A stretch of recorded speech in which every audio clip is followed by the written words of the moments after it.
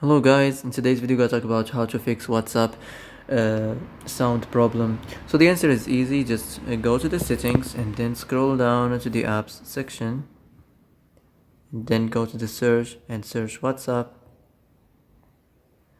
Next go to the storage and here you will find this clear cache option, click on it.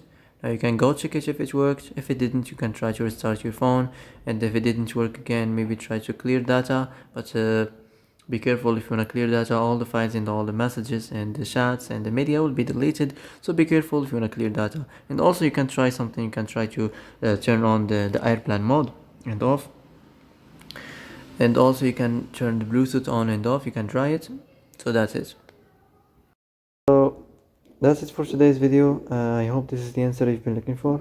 If you like this video, don't forget to like and subscribe, and see you in the next video.